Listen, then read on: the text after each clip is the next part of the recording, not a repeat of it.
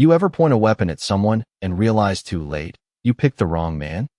The click came sharp and clean behind him, the unmistakable sound of a safety being switched off, cutting through the dry afternoon air like a snapped wire.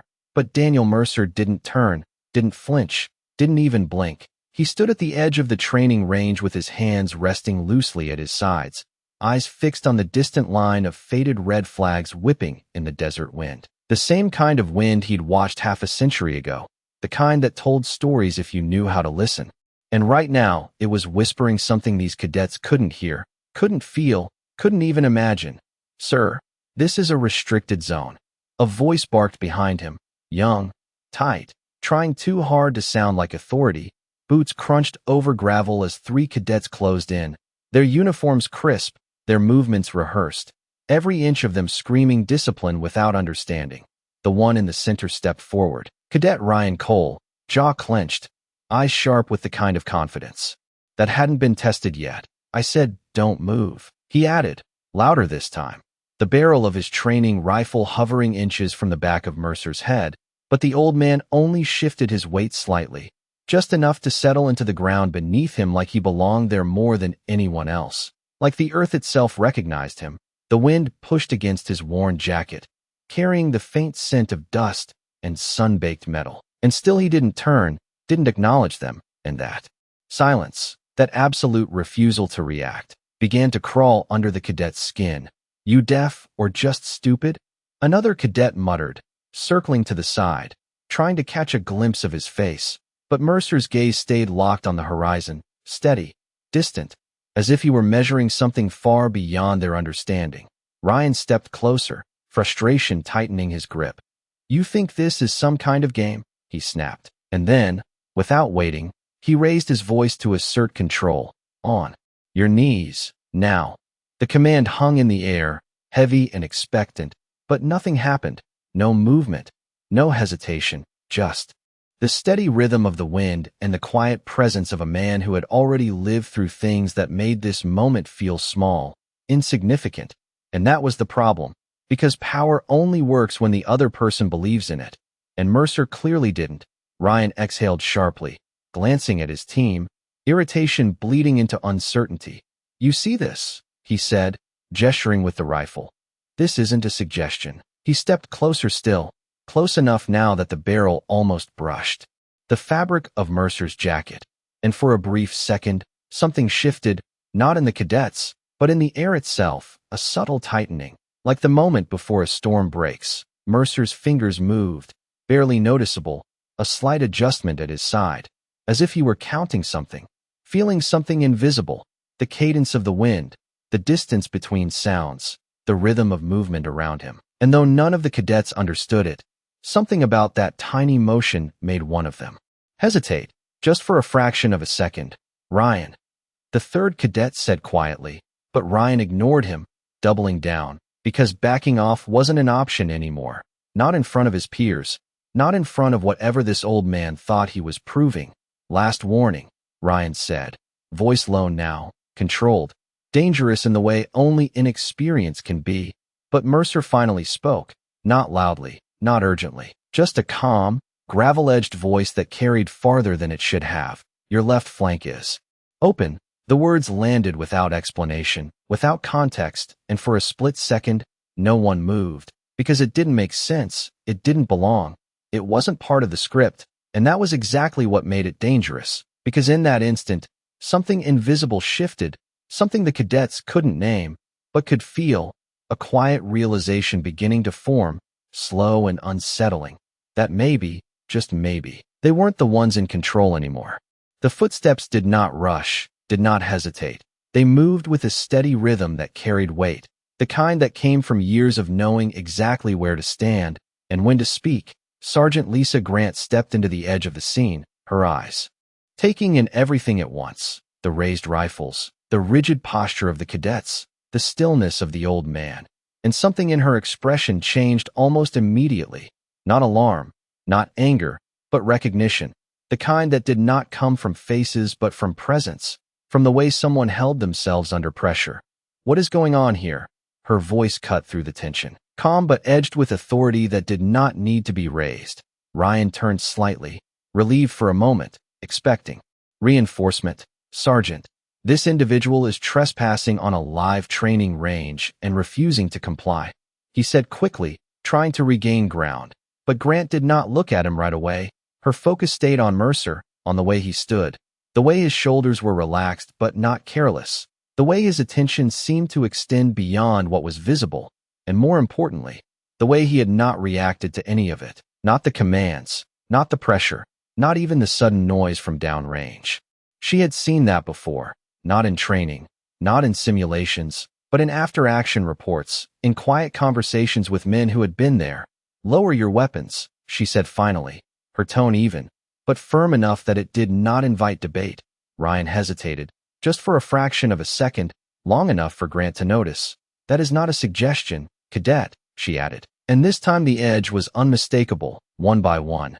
The rifles lowered, the tension shifting, not gone, but redirected. Ryan straightened, jaw tightening. "Sergeant, with respect, he has not identified himself and is interfering with—" "I heard you," Grant cut in, her eyes still on Mercer. "What I have not heard is him raising his voice, making threats, or doing anything that justifies you pointing a weapon at his head." The words landed clean, precise, leaving no room to hide behind procedure. Ryan opened his mouth, then closed it again, because there was no clean answer to that. Grant took a step closer to Mercer, stopping just short of his personal space. "Sir," she said, her voice lowering slightly, not softer, but more measured. "Do you mind telling me what you are doing out here?" Mercer turned his head a little. More this time, enough for their eyes to meet. And in that brief exchange, something unspoken passed between them, something that made Grant's posture shift almost imperceptibly, a subtle straightening, a quiet adjustment of respect, watching the wind. Mercer replied simply, as if that explained everything, and to Grant, in a way, it did, because it was not the words, it was how he said them, calm, certain, without any need to prove himself. She nodded once, slowly, then glanced at the range. Again, at the flags, at the uneven patterns they traced in the air, and she saw it now.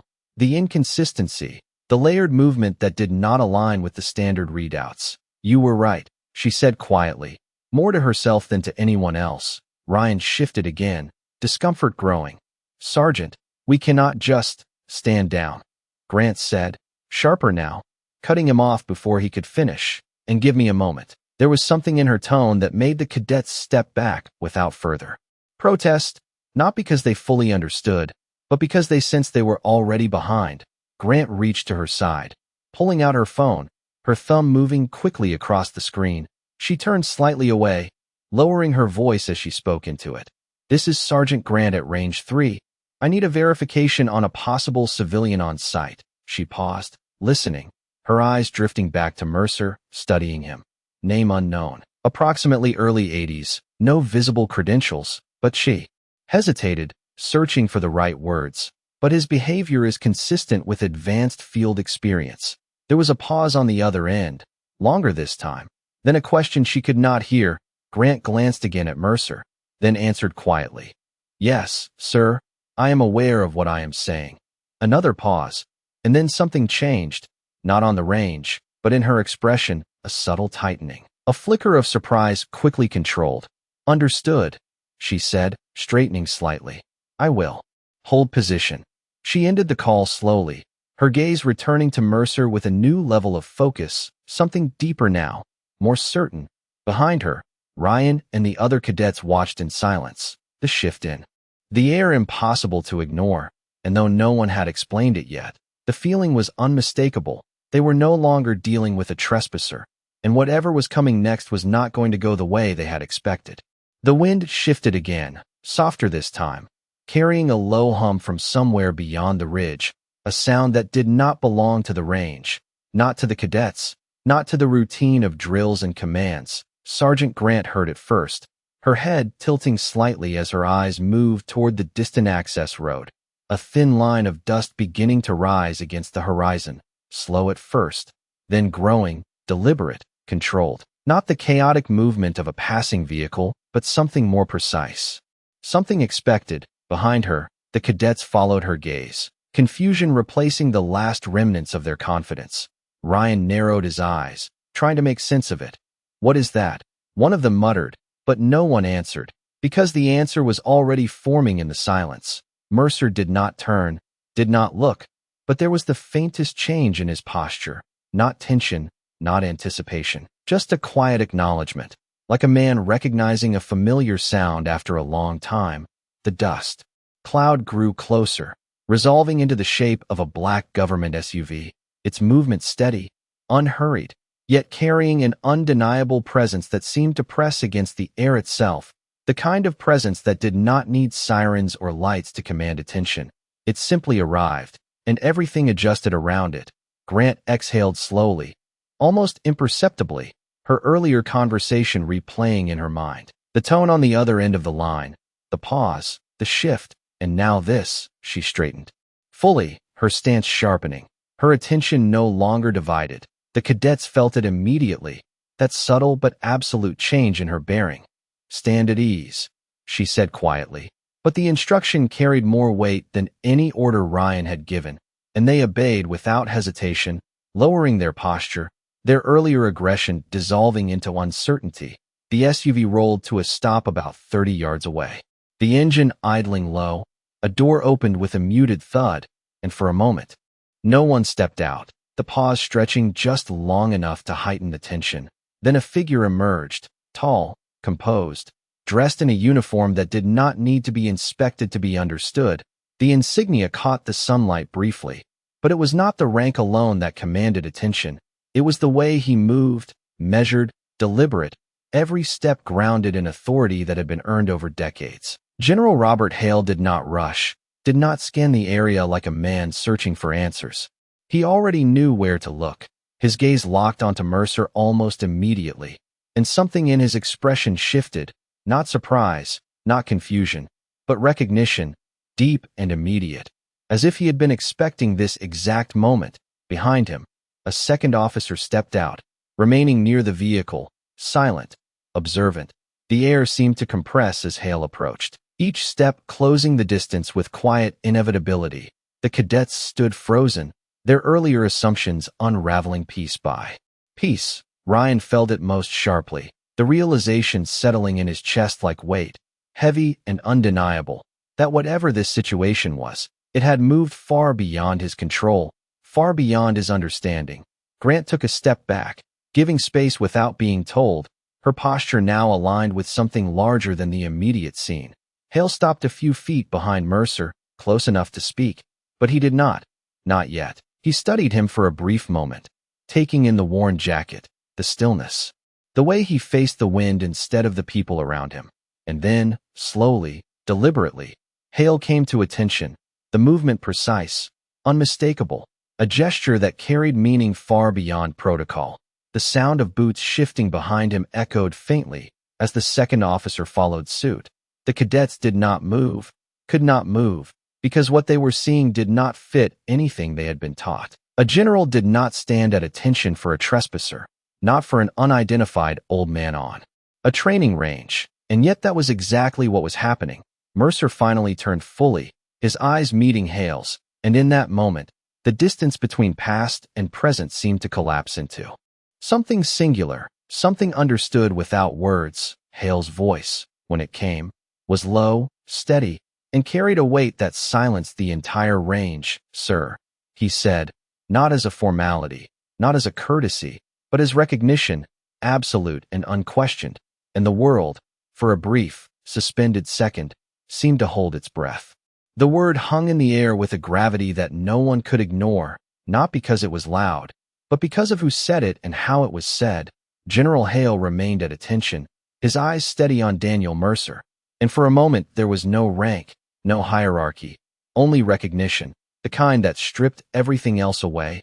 Mercer regarded him quietly, his expression unchanged, but there was a subtle shift in his gaze, a flicker of something older than the uniforms around them, something that had been earned long before these cadets had ever stepped onto a training field. "You took your time," Mercer said finally, his voice low, almost conversational, and yet it carried across the range with absolute clarity. Hale allowed the faintest trace of a smile to touch his expression, not amusement, but familiarity. Traffic, he replied simply, the single word landing with an ease that suggested a history far deeper than the moment allowed. Behind them, the cadets stood frozen, their earlier confidence now replaced by a growing realization that they were witnessing something they did not understand, something they had not been trained for. Ryan felt it most sharply, the disconnect between what he thought he knew and what was unfolding in front of him widening with every second. Hale shifted his stance slightly, not breaking attention, but adjusting just enough to acknowledge the others present. His gaze moved briefly over Sergeant Grant, giving a small nod that carried both approval and instruction. Then it settled on the cadets, and the temperature of the moment changed instantly. Not louder, not harsher, but heavier. Which one of you gave the order? Hale asked, his voice calm, controlled, but edged with something that made the question feel less like an inquiry and more like a test. No one answered immediately, the silence stretching, tightening.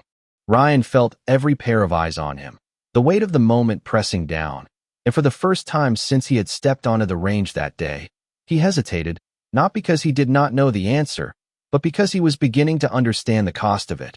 I did, sir, he said finally, stepping forward, his posture straight, his voice steady, but lacking the earlier certainty. Hale regarded him for a long moment, measuring, not just the words, but the space between them, the intent behind them. On what authority? Hale asked, the question precise, leaving no room for deflection. Ryan swallowed, choosing his words carefully. He was on a restricted range, sir, and he refused to comply with verbal commands. The explanation sounded thinner now, even to his own ears. Hale nodded once, slowly, as if acknowledging the logic, but not accepting it. And at what point? Hale continued, his gaze unwavering. Did that justify elevating the situation to the level you did? The question landed harder, because there was no clean answer. Only assumptions, only the confidence of someone who had never been forced to question it before. Ryan opened his mouth, then paused, the silence filling in where certainty used to be.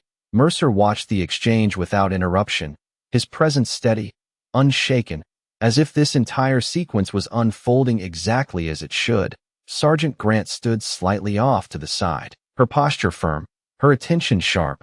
She had seen this before, not this exact moment, but the pattern, the way authority revealed itself not through volume or force, but through clarity, through the ability to strip a situation down to its truth. Hale took a step forward, closing the distance just enough to make the point unmistakable. You saw an old man, he said, his voice quiet now, but carrying more weight than before. You saw someone who did not fit your expectations, and you filled in the rest. He let the words settle, not rushing, not softening them. That is not control, cadet, that is assumption. Ryan felt the words land, not as an attack, but as something more difficult to process, a correction that reached deeper than any reprimand. Hale straightened. Again, his gaze shifting briefly back to Mercer, then returning to the cadets. There are men, he continued, who do not need to announce who they are, because the work has already been done. The statement hung in the air, and though no names had been spoken yet, the meaning was becoming clear, the pieces aligning in a way that left little room for doubt. Mercer exhaled softly, the faintest hint of a breath carried on the wind, as if the moment had reached a point he had seen coming long before anyone else, and around him, the range, the flags, the cadets, all seemed to settle into a new understanding, one that was still forming, still incomplete, but impossible to ignore. The wind eased just enough to let the silence settle deeper, not empty, but full, as if the range itself was listening. General Hale held his position for a moment longer before lowering his stance slightly, not breaking discipline, but shifting into something more personal, more direct. His eyes returned to Daniel Mercer with a level of focus that carried history behind it. They have not been told, Hale said quietly, not as an excuse, but as a statement of fact. Mercer gave the smallest nod, as if that had always been understood. They are not supposed to be, Mercer replied, his voice calm, steady, the kind of tone that did not seek agreement, only acknowledgement. Hale exhaled once, a measured breath, then turned back toward the cadets, the shift in his posture immediate, the weight of command returning without effort. You are looking at a man, Hale began, his voice carrying across the range with controlled clarity. Who operated in environments where there were no marked lanes, no visible boundaries, and no margin for assumption. The cadets remained still, their attention locked, not out of discipline now, but out of something closer to instinct, the need to understand what they had missed. Hale took a step to the side, giving Mercer space without diminishing his presence. You were trained to read what is in front of you, he continued.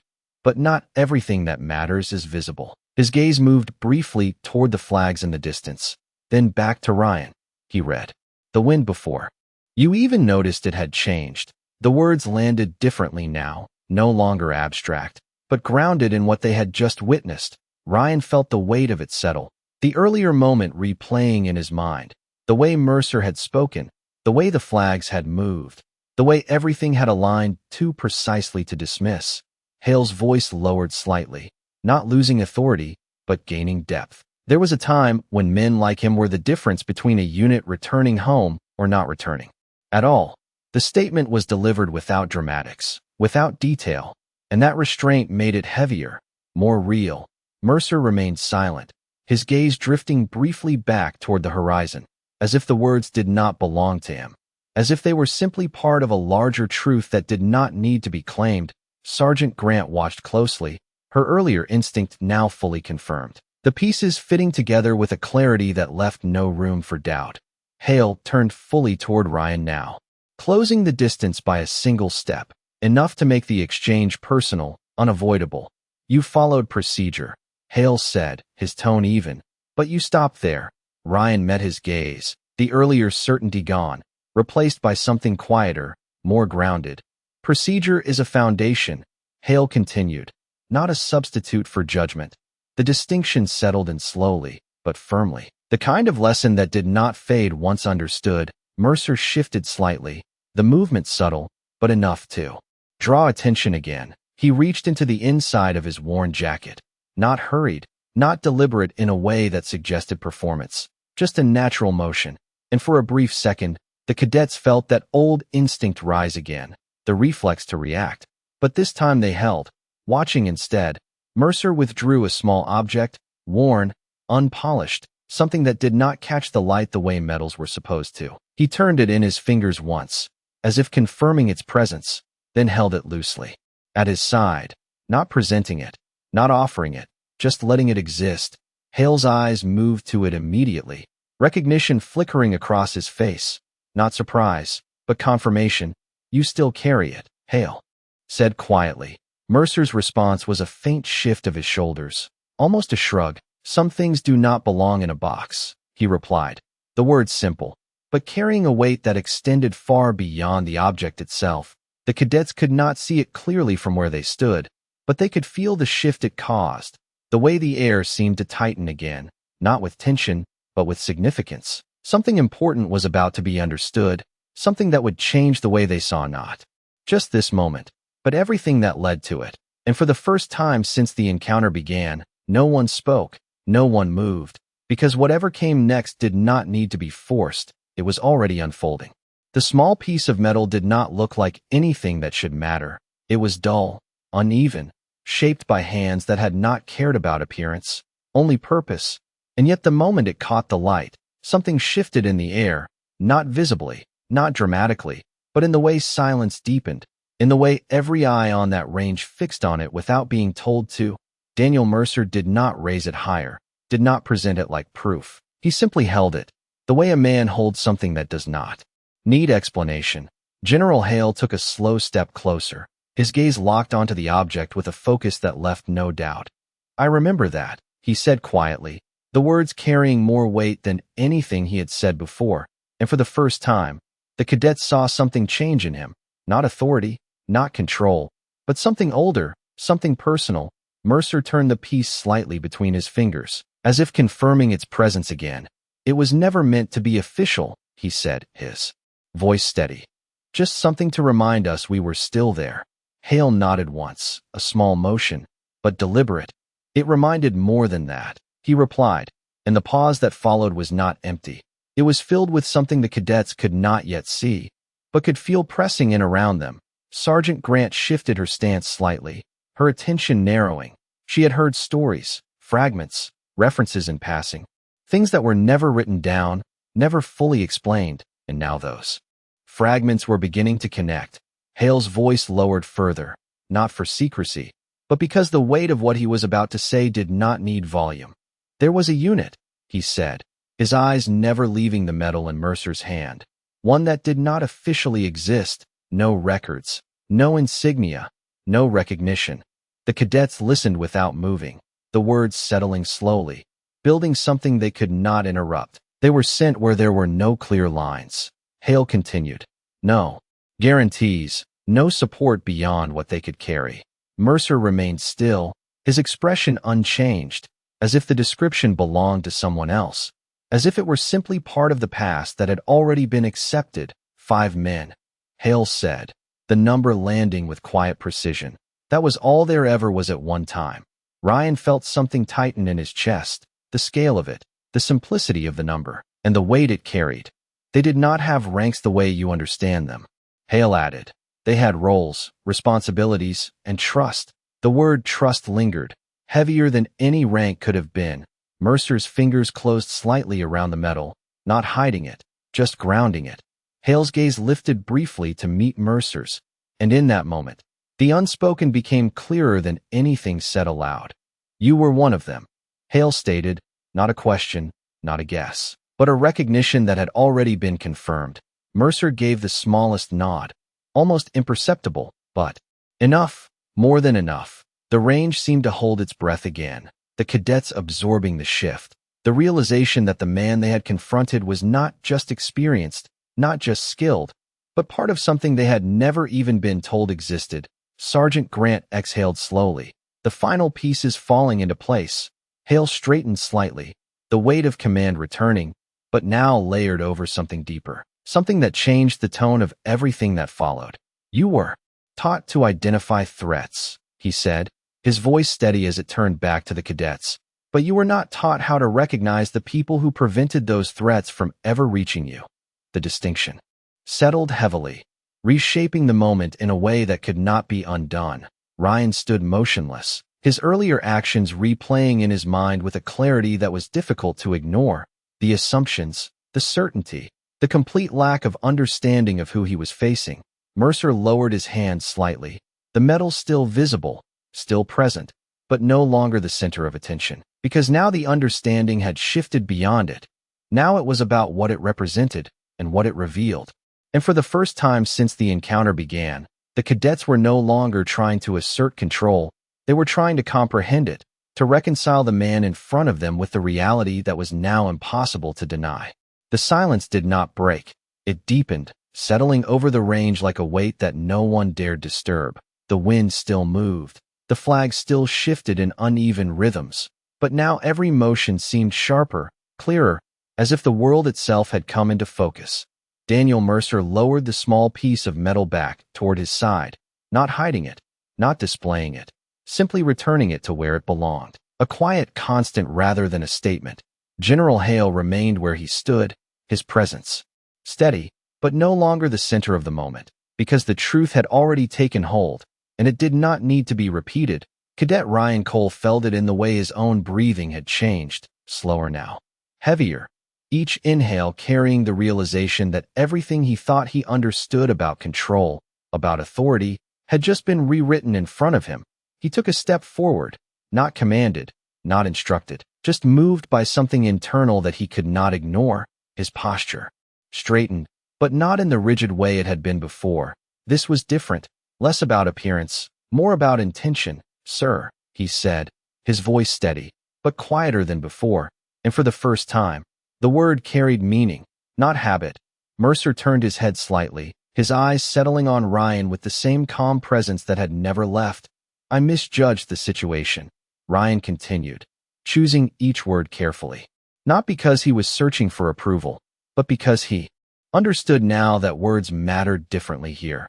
I saw what I expected to see, not what was actually there. The admission hung in the air, simple, direct, without excuse. Sergeant Grant watched closely, recognizing the shift, the moment where training gave way to understanding, where procedure expanded into judgment.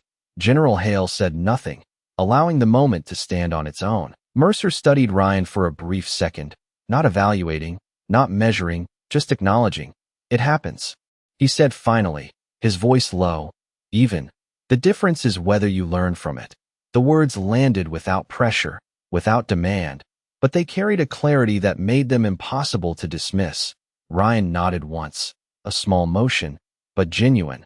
Behind him, the other cadets stood still, their earlier certainty gone, replaced by something quieter, something that would take time to fully understand. Hale shifted his stance slightly, the movement drawing attention again, but not breaking the tone. "This is not about rank," he said, his voice steady as it moved across the group. "And it is not about authority in the way you have been taught to think about it." He paused, letting the distinction settle. "It is about recognizing experience, recognizing presence, recognizing when someone has already walked farther than you have even begun to see." The cadets listened, not because they were ordered to, but because they understood that this was not instruction they would find in any manual. Mercer glanced once more toward the horizon, the flags still moving in their uneven patterns, the wind still shifting in ways that required attention. "The wind does not announce itself," he said quietly, almost as if speaking to the air itself. "You either learn to read it, or you get caught in it." The statement lingered, simple, but layered with meaning that extended far beyond the range. Sergeant Grant allowed herself the smallest exhale, the tension that had defined the beginning of the encounter now replaced by something steadier, something grounded. Hale took a step back, not retreating, but giving the moment space to settle fully. His gaze moved once more to Mercer, and there was a finality in it, not an ending, but a recognition that what needed to be understood had been understood. Mercer gave a slight nod in return, then turned back toward the open range, his attention returning to the wind, to the subtle shifts that had been there all along. And for a moment, no one moved, because movement was no longer necessary. The lesson had already taken hold, quiet, unspoken, and permanent. The wind carried on as if nothing had happened, moving across the range in quiet, shifting layers, the red flags still dancing in patterns that only one man had truly been watching from the beginning. Daniel Mercer stood where he had always stood, not at the center of attention, but at the center of understanding, his gaze fixed on the horizon, his posture unchanged, as if the entire moment had simply passed through him without leaving a mark. Behind him, the cadets remained still, but no longer frozen, no longer trapped in uncertainty. Something had settled inside them, something quieter and far more permanent than the sharp confidence they had started with. Cadet Ryan Cole took a slow breath, the kind that came after a realization rather than before an action. His shoulders lowered slightly, not in weakness, but in clarity. The need to prove something had been replaced by the need to understand it. He turned his head just enough to glance at the others, and in that brief exchange, no words were needed. They all felt it, the same shift, the same recalibration of what mattered. Sergeant Grant stepped forward just slightly, her presence steady, her expression composed. She did not interrupt, did not add to what had already been said, because she knew that the most important lessons were the ones that were allowed to settle on their own.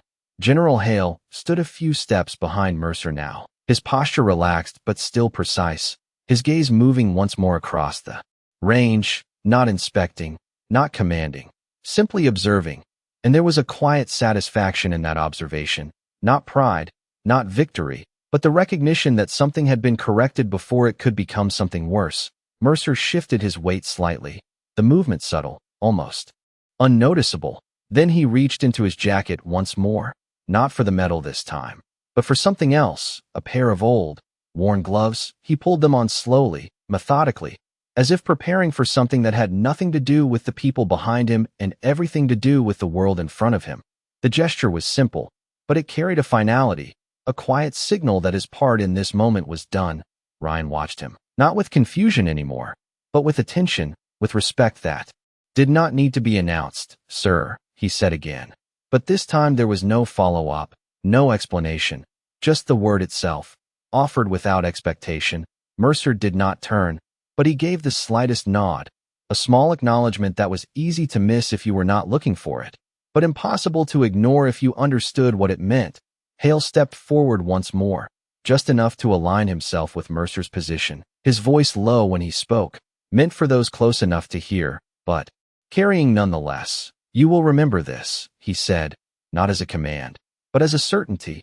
Ryan nodded once, firmly, because he already knew that was true. There are moments that pass quickly and fade, and then there are moments that settle deep, that change the way you see everything that comes after. This was one of those moments. Mercer took a step forward, then another, moving along the edge of the range as if he had always intended to continue walking, as if nothing had interrupted him at all. The wind moved with him, the flags shifting again in response, and for a brief second, Ryan found himself watching them the way Mercer had, not just seeing movement, but trying to understand it, trying to read it, to anticipate it. And he realized how much he had missed before, how much there was still to learn. Hale remained where he was, his gaze following Mercer for a moment longer before turning back to the cadets. There was nothing more to add, nothing more to explain, because the lesson had already taken hold, and adding words to it would only diminish its weight. Sergeant Grant gave a small nod to the group, a quiet signal to reset, to return to their positions, but not to their previous mindset. The range slowly came back to life, the structured rhythm of training resuming. But beneath it, something had changed, something that would not be undone by routine. Ryan stepped back into position, his posture different now, less rigid, more aware, his eyes moving once more to the flags, to the wind, to the subtle shifts that had been invisible to him before. And as Mercer's figure grew smaller in the distance, blending into the landscape, he seemed to understand better than anyone else there. One thought settled quietly, firmly, in Ryan's mind. Respect is not given by rank. It is recognized by those who have learned how to see it. And some men do not need to prove who they are, because they have already lived it.